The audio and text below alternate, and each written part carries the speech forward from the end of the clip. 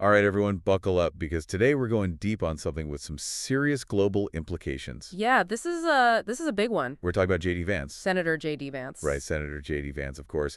His speech at the Munich Security Conference. Which, on the surface, another political speech, right? Sure. But this one's got some people talking, and, I think they might have a point.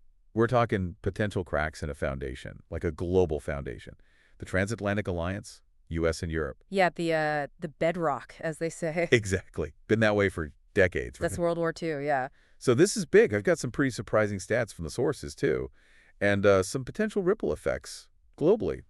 So let's get right into it. First off, for anyone who's not, foreign policy wonk like myself, what is this conference? What is the Munich Security Conference? Why is it such a big deal? Well, think of it this way. It's like the Super Bowl of global security. Okay, I like that. All the big players, all in one room. So like world leaders, top military officials, diplomats. Oh, yeah, all of them. They all fly in from all over the world. To Munich. Yep, every year, and they hash it out, the biggest threats facing the world, cyber attack, terrorism, climate change, great power rivalry, it's all on the table. Wow. So pretty tense room then. You could say that, but it's traditionally been this platform for unity too, especially between the US and Europe, that whole we're in this together vibe. Right. The Transatlantic Alliance. Okay, so I get the scene. High stakes, everyone's watching.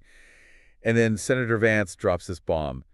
The era of unconditional American support for Europe is over. Yeah, that was a bit of a mic drop moment for sure. It feels like kind of a 180 from the usual message at this event. Definitely. And, you got to see it in context. This wasn't just some off-the-cuff remark. It reflects a real shift in some corner of U.S. foreign policy, that America First idea, questioning these old international commitments. So why should our listeners care about this? Like, what does this actually mean for them? Well, think about it this way. When the U.S. changes its foreign policy, the whole world feels it. Global trade can be impacted, alliances can shift. It could even, affect who we consider our allies in a conflict. Okay, so let's talk specifics. One of the big things we keep hearing about is NATO, a North Atlantic Treaty Organization. Right. The U.S. is footing like 70% of the bill for NATO's defense. 70%. It's a huge number, and it's been a point of contention for a while now. Yeah, I mean, is that fair? Should the U.S. be carrying that much of the weight? Or is that, the price we pay for being a global leader? That's the million-dollar question, isn't it? And there's no easy answer. You've got folks who say, hey, the U.S. has the biggest military, the strongest economy, it's only right that we step up. But then you got others saying, hold on, why should American taxpayers be subsidizing the defense of other countries, especially when those countries could be doing more themselves? So what happens if the U.S. actually does start to pull back from NATO? What are the potential consequences? Well, one possibility is that European countries would have to step up and spend more on their own defense, which, let's face it, nobody really wants to do. Yeah, because that means less money for other things, right? Exactly. And it could even force them to, make some tough choices about who they partner with. And we already know that not everyone's happy with this situation. There's that quote from that anonymous European official. This rhetoric undermines decades of partnership. Strong words. Oh, yeah. And it's not just talk. I mean, there's a genuine anxiety in Europe right now. Really? Yeah. You talk to analysts in Germany, they're really worried about the U.S. stepping back from global institutions. They see it as like a power vacuum, and they're not sure who might fill it. That's a scary thought. It is. And then you've got folks in France. Some officials are already talking about Europe needing to be more independent when it comes to defense. Wow. So this is having a real impact already.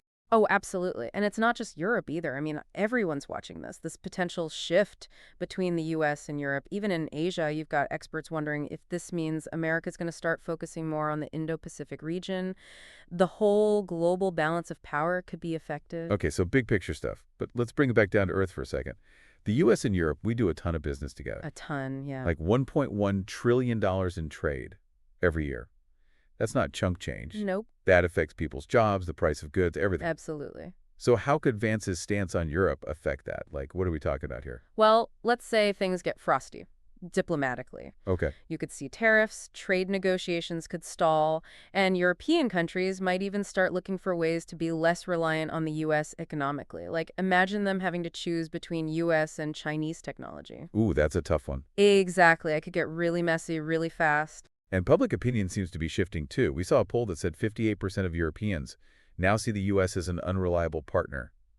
Is that just like a temporary thing? Or is something bigger happening here? Well, that's the question, isn't it? I mean, look, Senator Vance's views, they're not necessarily the views of the entire U.S. government. Right. But they do represent a growing sentiment. And that uncertainty, well, that's what's causing all these ripples. So where does that leave us? It feels like things are kind of, I don't know, up in the air right now, like we're at a crossroads. Yeah, there's a lot of uncertainty. What happens if this alliance weakens? Who steps in? Russia? China? It's a real possibility. And what does that mean for the future? For the global balance of power? I mean, is this the start of something new? I think that's the big question, the one we all need to be thinking about. What's happening right now, it's a reminder that things can change quickly and that we need to be paying attention. We need to understand what's at stake and think critically about how these events could shape the world, in the years to come. It's a lot to think about. It is, but it's important.